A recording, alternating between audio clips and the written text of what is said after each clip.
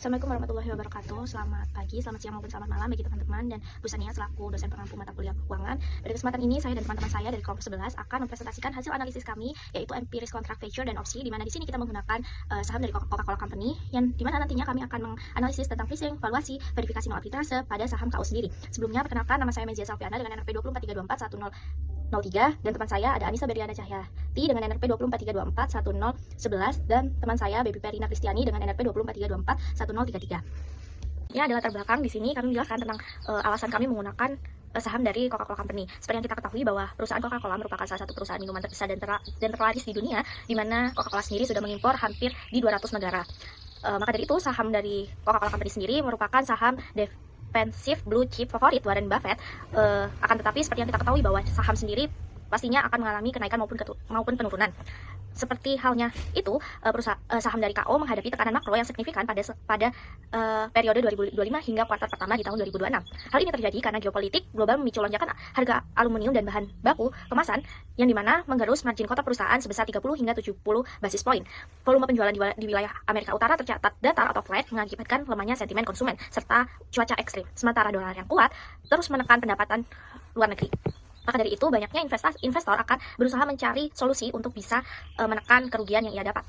Maka dari itu, kita memerlukan alternatif, yaitu instrumen derivatif. Mengapa memerlukan instrumen derivatif? Dalam kondisi di mana pertumbuhan saham dasar atau underlying stock cenderung menekan, bahkan mengalami resiko pelemahan, investor tidak hanya mengandalkan strategi pasif seperti buy atau hold, maka opsi saham KO menjadi instrumen krusial untuk mendapatkan lindung nilai portofolio, memanfaatkan volatilitas demi meraih premium maupun menyusun strategi sintetis di pasar derivatif. Sebagai akibat dari volatilitas saham KO serta indeks pasar secara makro, instrumen derivatif memegang peranan vital dalam manajemen risiko keuangan modern. Analisis empiris ini melacak perilaku kontrak berjangka E-mini, SP500, opsi indeks Eropa, dan opsi Amerika saham KO untuk membandingkan teori dengan realitis transaksi harian. Akan tetapi, biasanya terjadi kesenjangan teori dan realistis, yang dimana meskipun rumus akademis menjanjikan efisiensi pasar yang sempurna, kenyataannya kekuatan permintaan penawaran bid-ask spread, biaya transaksi dan dividen seringkali menciptakan deviasi harga teoritis. Karakter dividen KO yang berkelanjutan menjadikan proksi sempurna untuk menguji hal eksekutif dini, opsi Amerika. Selanjutnya ada data dan metodologi yang kami gunakan. Yang pertama, di sini kita akan membahas 4 poin, yaitu ruang lingkup dan batasan data. Yang kedua ada instrumen keuangan. Yang ketiga ada metodologi analisis. Yang keempat adalah tujuan dan target output analisis yang kami lakukan. Yang pertama ada ruang lingkup dan batasan data, di mana yang pertama adalah periode pengamatan. Kita hanya menggunakan data dalam rentang waktu historis, yaitu tanggal 11 Juni 2025 hingga 11 Juni 2026. Selanjutnya ada titik data harga. Di sini kita menggunakan titik data harga last price atau harga terakhir di pasar, dan karakteristik opsi di sini kita menggunakan pada rentang strike, yaitu yang bersifat at the money. Selanjutnya ada instrumen keuangan. Di sini kita ada 4, yaitu underlying asset SP500, kontrak future E-mini SP500, opsi Eropa Index SPQ, terus yang keempat adalah opsi Amerika dari The Coca-Cola Company atau KO.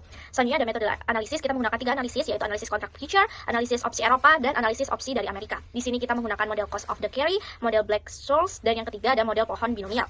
Untuk tujuan dan target outputan sendiri kita ada 3 juga, yaitu pricing empiris, yaitu melakukan penilaian harga instrumen turunan derivatif secara real. Terus ada verifikasi no arbitrase, yaitu memverifikasi keberlakuan prinsip no arbitrase di bawah tekanan nyata. Terus yang ketiga ada deteksi mispricing, yaitu mendeteksi terjadinya deviasi atau mispricing antara harga teoritis akademis dengan harga real yang terbentuk oleh kekuatan permintaan dan penawaran di pasar bebas.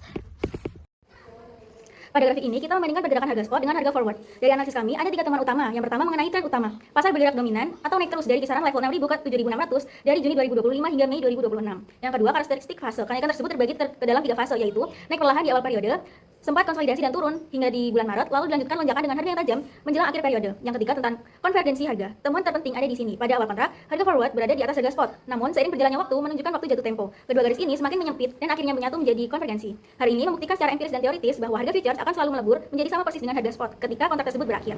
Ada analisis pricing via cost of carry, di mana grafik biru ini menunjukkan grafik dari pasar yang didominasi oleh pola kontago di awal hingga pertengahan periode, namun mengalami fenomena pengembalian arah menjadi backward addition di detik-detik akhir menuju jatuh tempo. Selanjutnya ada analisis basis dan konvergensi, di mana grafik membuktikan bahwa teori keuangan dasar yang bersifat basis akan selalu mendekati dan tepat bernilai 0 pada saat tanggal jatuh tempo pada kontrak T kecil sama dengan T besar. Hal ini terjadi karena komponen time value dan cost of the carry telah habis nilainya menjadi 0 dan memaksa harga masa depan atau forward price melebur menjadi sama persis dengan harga pasar saat ini atau spot price. Kita melakukan simulasi margin to market dan margin, di mana di sini kita berposisi sebagai long dan kontrak multipliernya sebesar 50 dan inisial marginnya yaitu $23,215 dan maintenance marginnya yaitu $22,726, di mana dapat kita lihat dari grafik tersebut marking to marketnya menunjukkan fase pergerakan pasar yang sangat kontras pada fase pertama yaitu Januari hingga akhir Maret, di mana pasar diwarnai oleh volatilitas tinggi dengan tren harga yang cenderung menekan posisi long. Hal ini mengakibatkan saldo margin berulang kali anjlok menembus batas minimum maintenance margin yaitu 22,726 yang memicu rentetan margin sebanyak 11 kali. Pada periode kritis likuiditas ini, investor dipaksa untuk terus melakukan top up dana secara berkala agar posisi tidak dilikuidasi oleh bursa.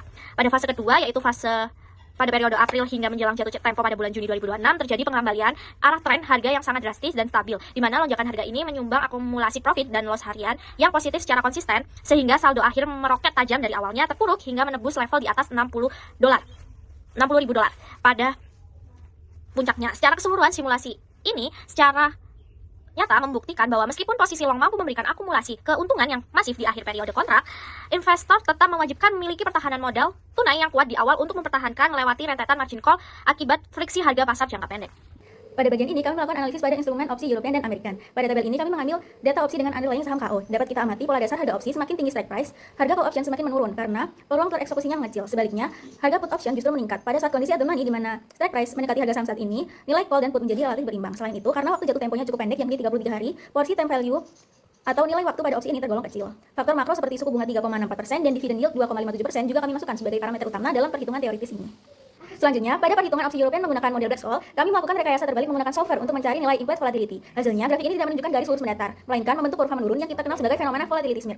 Implied volatility ini berada di angka tertinggi, sekitar 0,0625 pada strike rendah dan perlahan turun ke 0,0525 pada strike tinggi. Ini membuktikan secara empiris bahwa asumsi Black-Scholes tentang volatilitas yang konstan tidak sepenuhnya berlaku di pasar nyata. Pasar nyata memberikan premi risiko yang lebih tinggi untuk mengantisipasi penurunan harga. Untuk memverifikasi keseimbangan harga pasar, kami melakukan uji PCP. Dari tabel terlihat bahwa selisih PCP tidak bernilai 0 sempurna, melainkan ada pada rentang 41,95 hingga minus 16,25. Nilai positif menunjukkan nilai call di pasar dinilai lebih mahal dari teorinya, sedangkan nilai negatif menunjukkan harga call lebih murah. Apakah deviasi ini menunjukkan adanya peluang arbitrase bebas risiko? Belum tentu. Kami menyimpulkan bahwa deviasi ini sangat mungkin disebabkan oleh lebarnya bid-ask spread di pasar real, serta friksi biaya transaksi, sehingga secara praktis peluang arbitrasenya tertutup oleh biaya-biaya tersebut. Untuk menilai opsi American yang memiliki hak early exercise, kami mensimulasikan menggunakan binomial tree. Pada simulasi 3 langkah ini, pergerakan harga saham terdistribusi dari 82,53 ke rentang 80,1 hingga 85,04. Menariknya, pada perbandingan pohon American dan European yang kami buat, nilai American option pada call ini justru tidak menunjukkan premium early exercise. Secara teoritis dan empiris, hal ini logis. Opsi call dengan dividen yield yang relatif kecil, yaitu 2,57%, biasanya memang lebih optimal untuk ditahan hingga waktu jatuh tempo daripada dieksekusi lebih awal. Selanjutnya saya akan menjelaskan mengenai dekomposisi opsi, yaitu perbandingan antara nilai intrinsik dan juga nilai waktu. Pada opsi call dapat kita lihat bahwa semakin tinggi strike price, maka nilai intrinsiknya semakin menurun. Hal ini sesuai dengan rumus nilai intrinsik call, yaitu ketika nilai strike price semakin besar, keuntungan dan hak membeli saham menjadi semakin kecil. Sedangkan pada opsi put, semakin tinggi nilai strike price, maka semakin meningkatnya nilai intrinsiknya, karena investor memiliki hak untuk menjual saham pada harga yang lebih tinggi. Dari hasil analisis, sebagian besar harga opsi masih didominasi oleh nilai waktu. Artinya, investor masih memberikan nilai terhadap peluang perubahan harga saham sebelum jatuh tempo. Selanjutnya kita masuk pada analisis EV crush. Implied volatility atau EV menggambarkan ekspektasi pasar terhadap kemungkinan perubahan harga saham. Sebelum adanya rilis informasi laporan laba atau dividen, harga cenderung lebih tinggi karena ketidakpastian pasar masih besar. Namun setelah informasi tersebut dirilis, ketidakpastian berpulang maka menyebabkan EV mengalami penurunan. Fenomena ini disebut sebagai EV crash. Dari grafik yang terlihat dapat dilihat bahwa nilai EV setelah event selalu lebih rendah dibandingkan sebelum event. Hal ini menunjukkan bahwa harga opsi tidak hanya dipengaruhi oleh harga saham, tetapi juga ekspektasi volatilitas pasar. Selanjutnya kita masuk pada kesimpulan. Setelah melakukan serangkaian analisis didapatkan beberapa kesimpulan. Yang pertama yaitu pada kontrak futures, teori cost of carry terbukti secara empiris karena nilai basis mendekati 0 saat semakin mendekati jatuh tempo. Namun pada praktiknya terdapat resiko likuiditas akibat fluktuasi harga harian yang menyebabkan margin call. Yang kedua, pada opsi, nilai Black-Scholes memiliki keterbatasan karena asumsi volatilitas konstan tidak sepenuhnya sesuai dengan kondisi pasar. Hal ini terjadi karena hal ini terlihat pada pola volatility yang smear. Selain itu, pada pengujian put call parity menunjukkan adanya deviasi antara nilai teoritis dan harga pasar. Tapi deviasi ini lebih disebabkan oleh faktor pasar seperti bid-ask spread dan biaya transaksi, bukan arbitrase yang sebenarnya. Selain kesimpulan juga diberikan saran yang pertama kepada investor futures. Sebaiknya tidak menggunakan seluruh dana untuk investasi karena tetap diperlukan cadangan untuk menghadapi margin call akibat volatilitas pasar. Dan yang kedua, untuk investor opsi. Investor opsi perlu berhati-hati dalam membeli opsi menjelang rilis informasi seperti laporan laba karena terdapat resiko penurunan volatility atau EV crash. Dan untuk penelitian selanjutnya, simulasi American Option dapat dikembangkan dengan jumlah langkah yang lebih banyak agar hasilnya semakin mendekati teoritis. Demikianlah pemaparan analisis empiris kontak features dan opsi pada saham The Coca-Cola Company yang dapat kami sampaikan. Apabila terdapat kesalahan kata, kami mohon maaf dan terima kasih atas perhatian yang Bapak Ibu sampaikan.